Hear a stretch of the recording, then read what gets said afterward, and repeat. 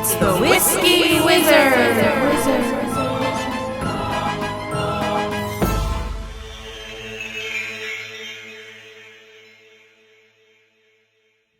Hello and welcome to the Whiskey Wizard, where we say that whiskey making takes scientific knowledge, an artisan's skill and dedication, and a bit of the wizard's alchemy of light, air, earth, and fire. Well, this evening we're talking about Speyside, inarguably the most prodigious whiskey making region in the world. No other place on earth makes as much great whiskey per square mile as does Speyside. Tucked against the northeast coast of Scotland, the region takes its name from the River Spey, which runs from the highlands and northward until emptying into the North Sea. Most of the Speyside's roughly 60 distilleries lie along the river's banks as it winds through lush glens where shadows dance as the ocean breeze meets the highlands, setting the trees into a flutter of motion against the sky. The River Spey is 107 miles long, making it the second longest river in Scotland, behind the Tay, which is 119 miles. With a mean flow of 16 miles an hour, the Spey is the fastest Scottish river. Speyside is a protected region for Scotch whisky distilling under the UK government legislation. There are actually 8 sub-districts within Speyside, which I'm not going to get into as I don't think that the designations help the whiskey fan all that much. According to Visit Scotland, this region includes the area between the Highlands to the west, Aberdeenshire in the east, and extending north to the Cairngorms National Park. The 2 best-selling single malt whiskies in the world, the Glenlivet and Glenfiddich, come from the Speyside area. As we said, it has the greatest number of distilleries of any whiskey producing area, and Dufftown alone has 6 working distilleries with an annual capacity of 40.4 million liters. Illicit distilleries were common in the 1800s, but eventually licenses became available after the passing of the 1823 Excise Act. George Smith was the first licensee in Speyside in 1824, and his small operation up at Upper Drummond in the Glenlivet Valley eventually grew into the massive Glenlivet enterprise that we have today. Roughly 50% of Scotland's whiskey is made here in the Speyside regions, as we said, 50 to 60 distilleries, depending on how you break it down. This comparatively dry, warm region is a natural for whiskey distillers because it is close to barley farms, contains the River Spey, and is close to the Atlantic port of Yarmouth. The abundance and quality of its water is the principal reason why whiskey distilleries have flocked to the Speyside region. The water in the area is said to have the lowest level of dissolved minerals of any area in Scotland, and that may affect the taste of its whiskies. Another report explains that quartzite at the source keeps high levels of minerals from mixing with the water.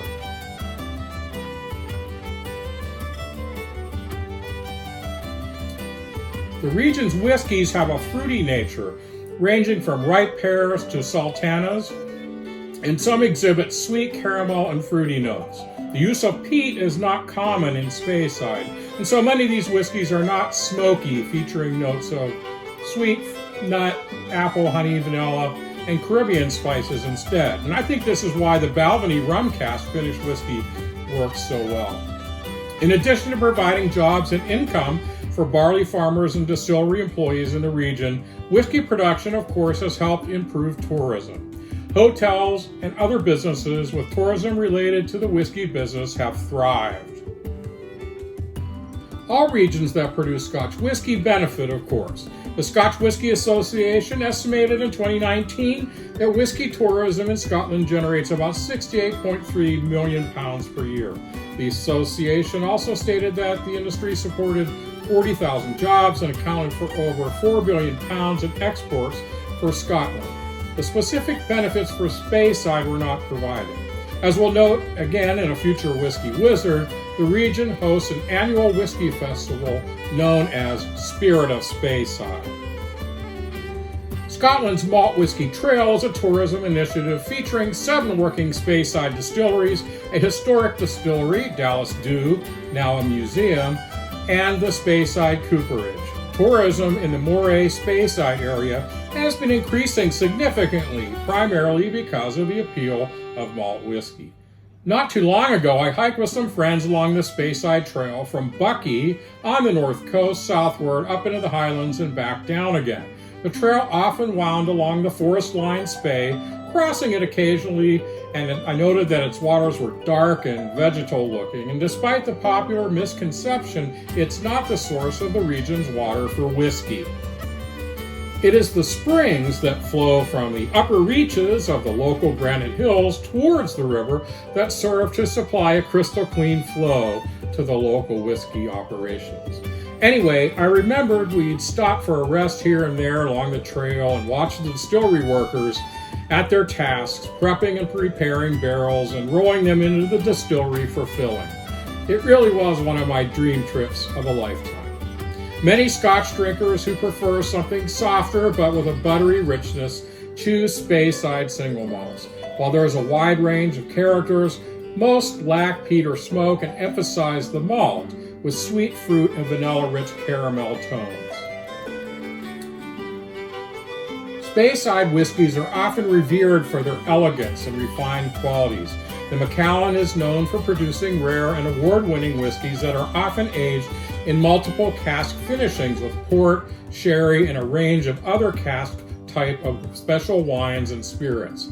There are too many distilleries to list them all, but here are a few of my favorites.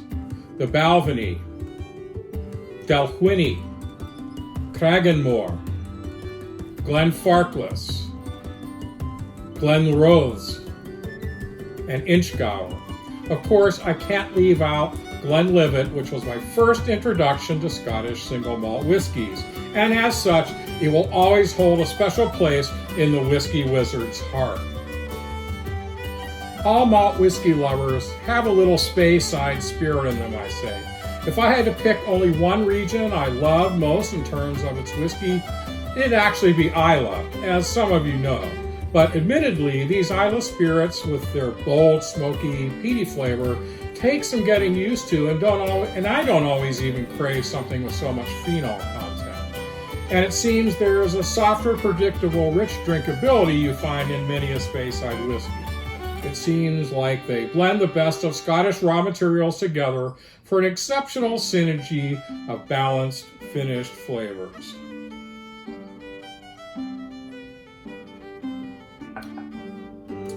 That's all for now. This is Douglas Dunbar, the Whiskey Wizard for the Whiskey Roundtable. Cheers, Slàinte mhath, and now...